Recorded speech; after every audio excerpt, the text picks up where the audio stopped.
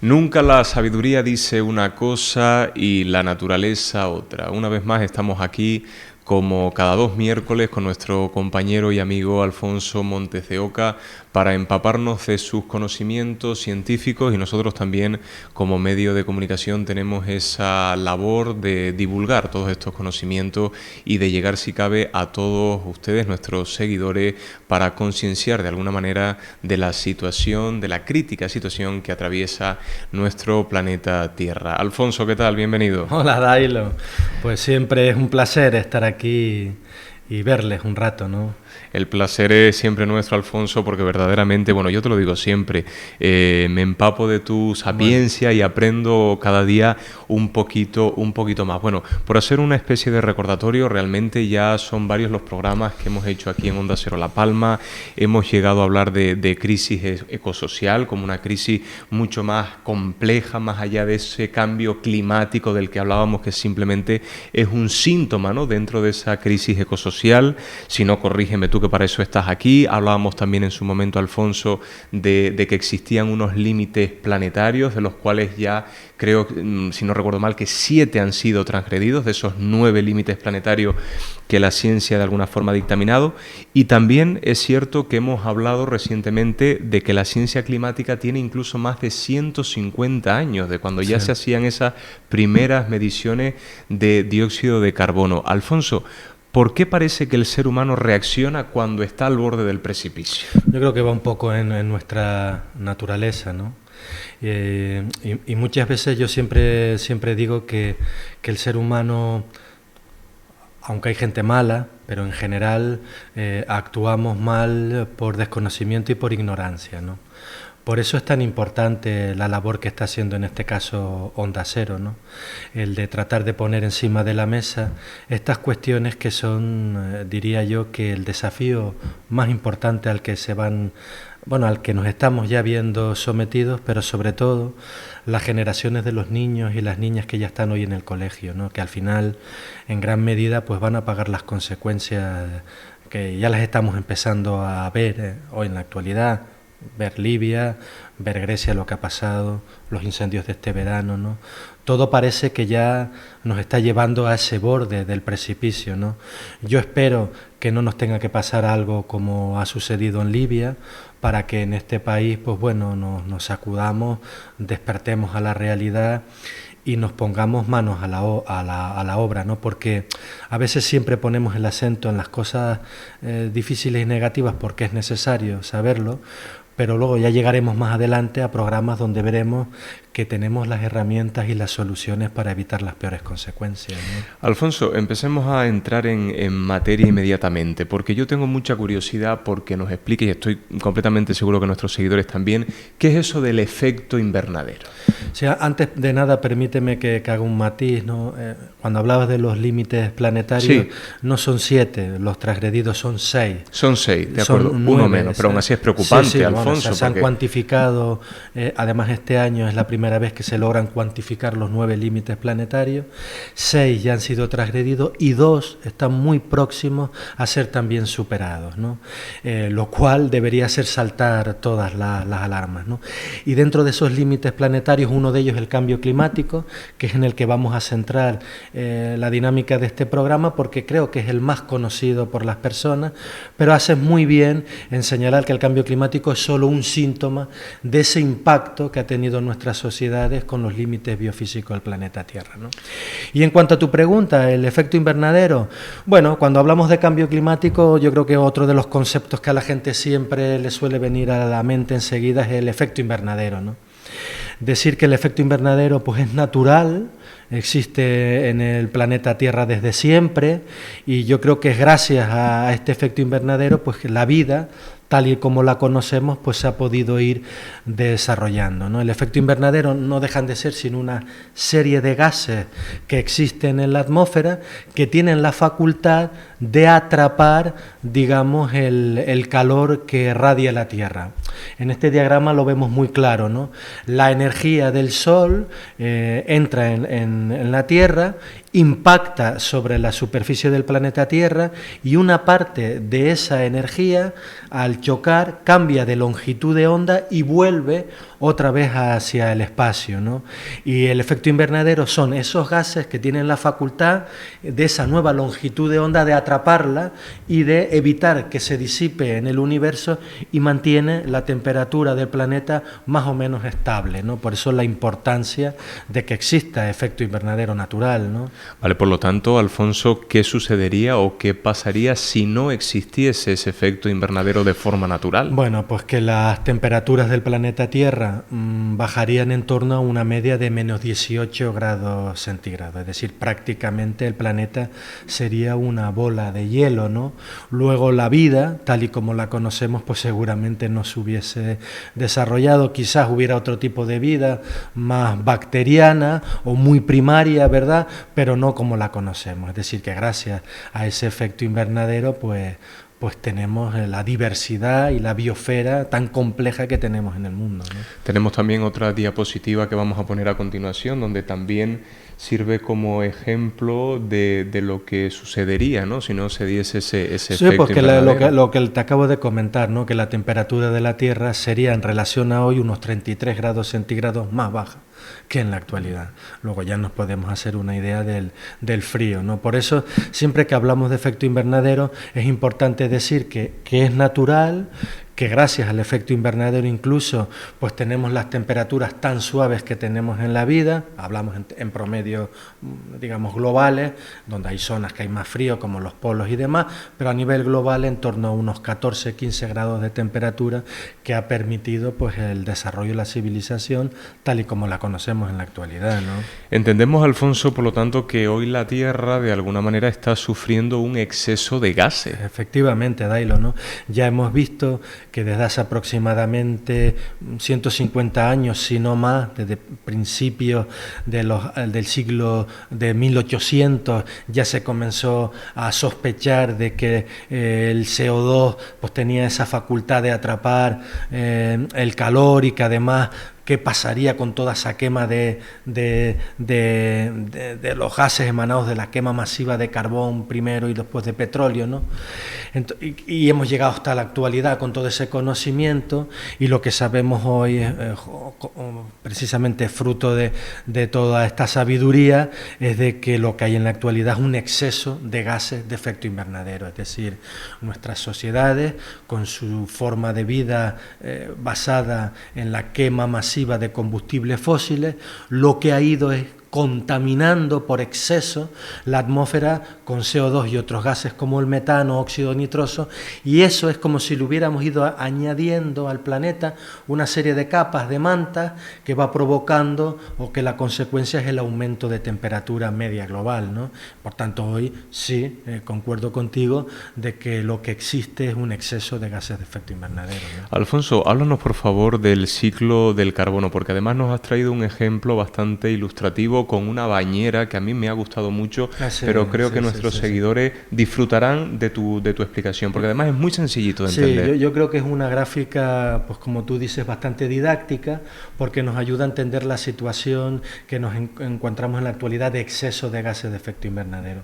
Aquí, por ejemplo, la bañera representaría lo que es la atmósfera, ¿verdad? Y donde vemos un grifo que es donde se está inyectando directamente en esa atmósfera pues todas nuestras emisiones, básicamente no solo las naturales, que también existen emisiones naturales, sino básicamente las derivadas de la quema de combustibles fósiles.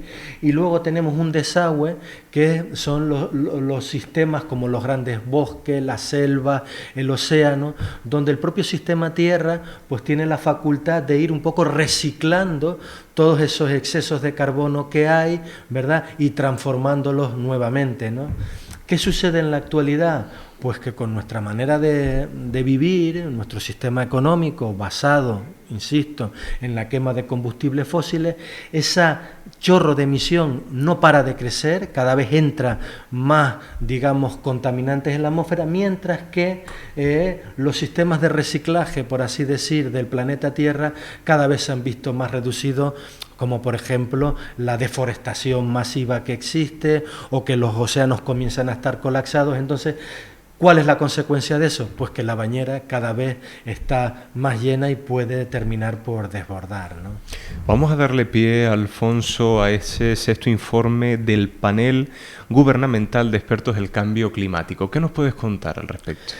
Bueno, pues lo que habías apuntado al principio, Dailo, de estos más de 150 años de ciencia que existe climática, al final se fue a condensar en lo que se creó en la década de 1980, la década del siglo pasado, concretamente en 1988, se formó el denominado Panel Intergubernamental de Expertos en Cambio Climático, que es un panel que viene auspiciado por la Organización de las Naciones Unidas y que además fue creado por dos organizaciones también dependientes de Naciones Unidas, como fue la Agencia Meteorológica Mundial y el PEN-NEBES, ¿no?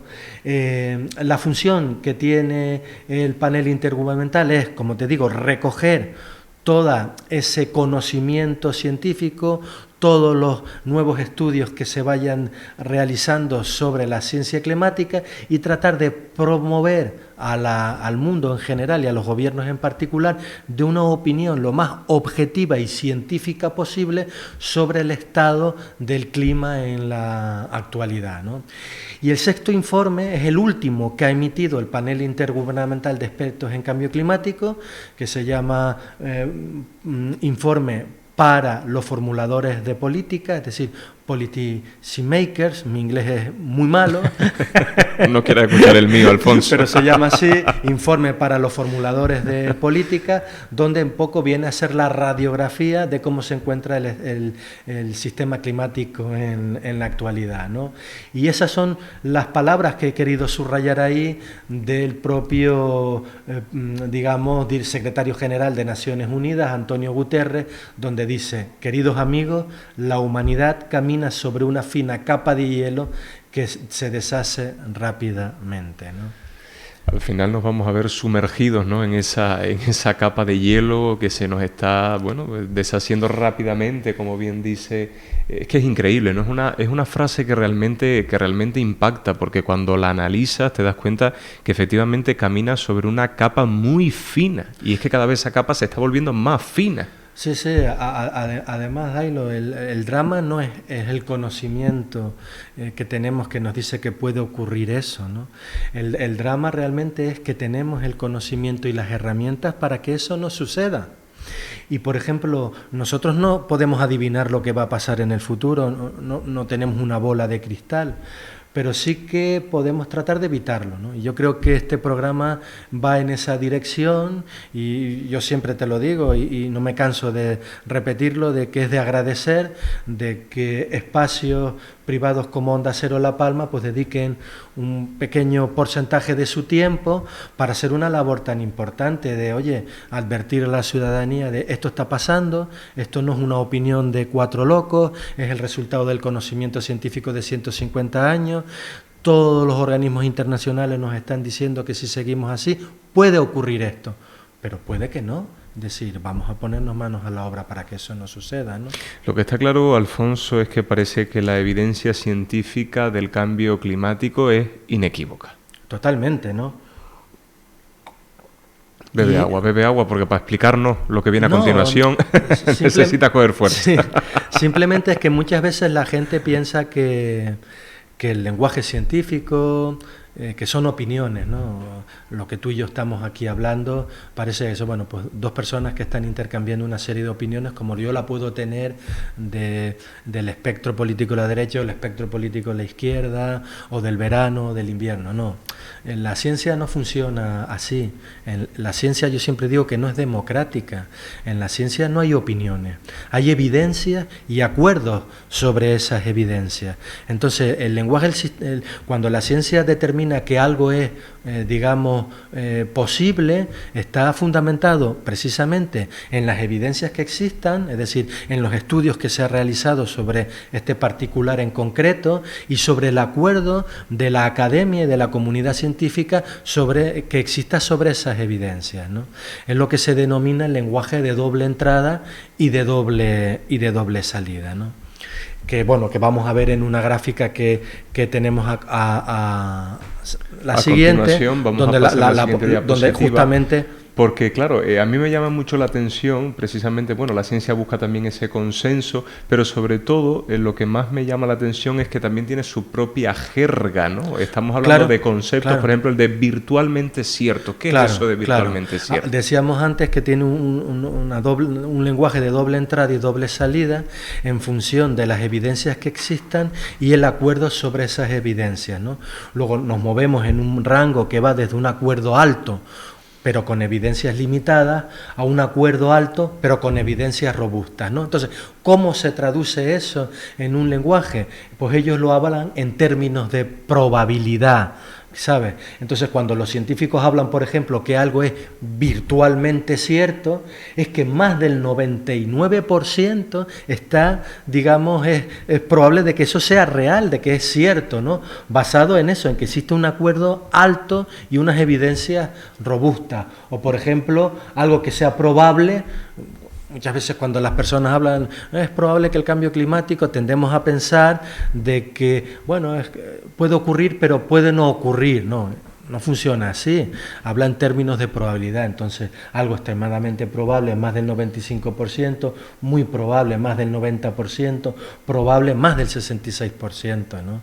Claro, porque cuando hablamos de probable, entiendo yo, y si no corrígeme, parece que es un 50-50. Y en este caso... O incluso que no va a ocurrir. O que no va a ocurrir. Sin embargo, los científicos dicen que es más del 66%. Por lo tanto, Alfonso, hablamos de certidumbres, también incertidumbres en la ciencia del clima, pero ¿qué es lo que sabemos? O sea, ¿de qué tenemos certeza y de qué no tenemos tanta certeza? Efectivamente, pues mira, eso es una buena pregunta. Y, por ejemplo, ¿qué sabemos hoy concentrados en lo que es la ciencia climática, ¿no?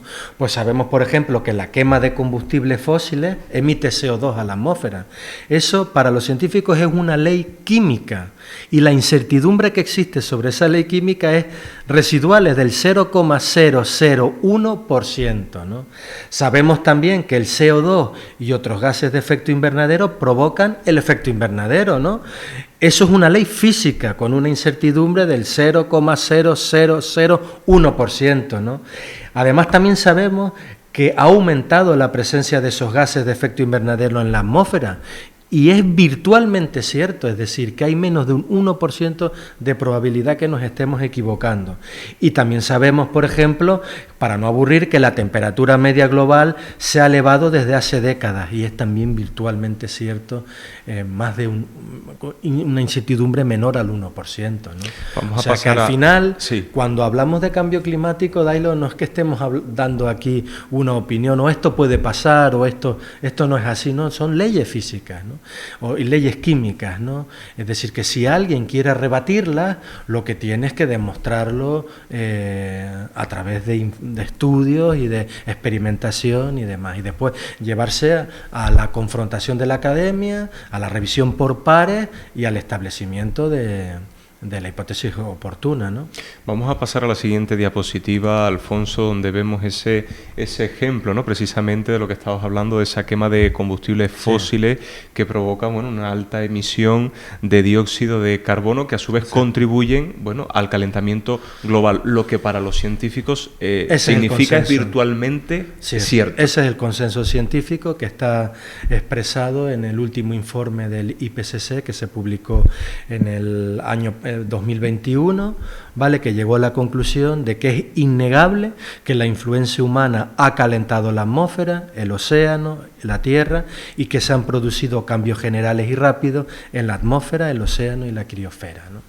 Eso es una cuestión ya de consenso científico. De consenso científico totalmente. Sí. Alfonso, ¿qué crea el efecto invernadero? Porque muchas veces, por regla general, nosotros solemos pensar en el CO2, pero tengo entendido que hay más gases que también contribuyen. Sí, efectivamente, ¿no? Dentro de los denominados gases de efecto invernadero, aunque generalmente solo se habla de CO2, porque es el, digamos, más abundante, en torno a un 65%, pero está integrado por más gases, ¿no? Tenemos, por ejemplo, el óxido nitroso, que también viene como consecuencia de la quema de combustibles fósiles, también por la agricultura y demás, en un 5%, tenemos un gas muy potente de efecto invernadero de que apenas se le pone acento, que es el metano, en un 20%, que aunque es menor su presencia en la atmósfera, tiene un poder de retención de calor hasta 80 veces superior al CO2, aunque luego va a tener una permanencia en la atmósfera menor, pero hasta 80 veces superior, ¿no? Realmente los científicos, ya lo veremos más adelante, si bien están escandalizados por el aumento exponencial del CO2, no menos por el metano, ¿no? Y el metano proviene sobre todo del deshielo del permafrost, aumenta la temperatura, se deshiela el permafrost, y ahí hay mucha materia orgánica en descomposición que al quedar a la intemperie pues se liberan todos esos gases a la atmósfera, ¿no? Vamos a mostrarle, Alfonso, si me lo permite, a nuestros seguidores un gráfico que viene siendo una lectura, ¿no?, del CO2 sí, de los últimos 800.000 años. Sí, claro. Aquí es lo increíble de la ciencia, ¿no? A través de ellos denominan proxit, ¿no?, de núcleos de hielo, anillos de árboles fosilizados, incluso corales muy antiguos, son capaces de extraer y analizar cada una de esas capas que a veces se quedan retenidas ahí, pequeñas burbujas de aire que vienen a ser representativas de cómo era la atmósfera en esos periodos geológicos de tiempo, y han sido capaces de descubrir y de modelizar que en los últimos 800.000 años pues el aumento del dióxido de carbono pues está fuera de todo rango en la actualidad, ¿no? Aquí lo podemos ver, yo creo que la gráfica se explica solo. En la actualidad estamos a unas 420 partes por millón, y en el periodo preindustrial pues no llegó a superar las 230 partes por millón de media, más o menos, ¿no? Tenemos otro gráfico que ejemplifica perfectamente ese aumento de temperatura, claro, pero de los últimos 2.000 años. Por ejemplo, claro, Alfonso, ¿qué es la línea negra y qué representan las líneas claro, azules? Ya sabemos que el consenso científico ha establecido que con nuestra forma de vida quemamos gases de efecto invernadero, ¿verdad? Que sería esa línea negra, de acuerdo, ¿vale? Entonces, hace aproximadamente 200 años se inventó la máquina de carbón, la máquina de vapor primeramente. Ahí comenzamos ya como adictos a quemar carbón, y más adelante descubrimos el petróleo y a quemar petróleo. ¿Y eso qué provoca? Pues un aumento de la concentración de ese gas de efecto invernadero en la atmósfera. Y aquí vemos en relación a estos últimos 2.000 años esa variabilidad de la concentración de CO2 en la atmósfera, que se mide por partes por millón. Y ya sabemos también, porque así nos lo ha dicho la ciencia, que una mayor presencia de esos gases de efecto invernadero en la atmósfera, ¿qué consecuencia tiene? Pues provoca un aumento de la temperatura media en el planeta Tierra, que sería esa barra roja en relación a los dos últimos 2.000 años, que ya estaríamos en torno, Dailo, a 1,37 grados centígrados en relación al periodo preindustrial, ¿no? Continuamos con los gráficos. En el siguiente gráfico, Alfonso, que vamos a ver, vemos perfectamente representado ese periodo del Holoceno, un periodo bastante positivo para la humanidad en su momento. Yo creo que fue en el último capítulo o en el anterior, no recuerdo bien, dijimos que la civilización humana, tal como la conocemos, pues tuvo origen con la entrada de ese nuevo periodo geológico denominado Holoceno. Hasta entonces, el Homo sapiens sapiens, que tiene una antigüedad de unos 300.000 años en el planeta Tierra, vivía como nómadas, cazadores-recolectores. Pero no fue justo hasta hace 10.000, 12.000 años que, gracias a esa estabilidad tanto atmosférica como climática que le proporcionó el Holoceno, pues pudo abandonar esa forma de vida, digamos, nómada, basada en la caza y en la recolección, y domesticar la agricultura y también la ganadería, y asentarse en civilizaciones, ¿no? Y eso ha dado lugar a nuestra civilización. ¿Qué pasa en la actualidad? Que nos estamos, digamos, rompiendo esa estabilidad como consecuencia de la quema de combustibles fósiles. Y aquí vemos la proyección del IPCC en cuanto a temperatura para el año 2100. Yo creo que el silencio a veces es más clarificante que verlo, que lo vea la gente y que piense si fuera de ese rango de temperatura la civilización humana tiene algún futuro, ¿no? Alfonso, ¿cuáles son esos escenarios a los que supuestamente vamos según el IPCC? Claro, es decir, ¿cómo se mide todo esto, ¿no? Pues al final el panel intergubernamental de expertos en cambio climático habla, lo decíamos en términos de probabilidad, en función de lo que ellos llaman trayectorias de concentración representativas, ¿verdad? Estas se caracterizan por un forzamiento radiativo particular. Entonces, en función de cuánto seamos capaces de limitar la quema de combustibles fósiles, pues nos vamos a mover en 4 escenarios, digamos así, para que me podáis entender. Uno que sería el más optimista, que es el RSP 2.6, que tendríamos que limitar la concentración de gases de efecto invernadero, de CO2 en concreto, en la atmósfera para 421 partes por millón para el año 2100. Decirles que ya estamos a 420 partes por millón, lo cual es prácticamente imposible movernos en ese rango. Y luego el más, digamos, radical sería el RCP 8.5, que hablaríamos ya de una concentración de 936 partes por millón en la atmósfera y unos aumentos de temperatura superiores a 6 grados centígrados, ¿no? La pregunta es, Dailo, ¿y dónde estamos? Correcto. ¿Dónde estamos, no? ¿Dónde estamos en este momento? Por supuesto, o sea, ¿cuáles son las consecuencias que estamos sufriendo en pleno 2023? Pues bueno, en la siguiente gráfica, que fue una investigación que se publicó en la revista Nature, pues el IPCC dice que nos estamos moviendo en la actualidad dentro del RCP 8.5, digo, en el peor de los escenarios posibles. Esa es nuestra trayectoria en la actualidad. Es decir, con casi toda seguridad superaremos ya en la década de 2030 el Acuerdo de París de 1,5 grados centígrados en relación al periodo preindustrial. Probablemente para 2050 ya superemos los 2 grados de temperatura y para finales de siglo estaremos entre 3 y 6 grados centígrados por encima del periodo preindustrial. Alfonso, ¿por qué deberíamos hablar de clima y no de tiempo? Bueno, eso es una cosa que yo siempre le digo a los chavales en el cole, ¿no?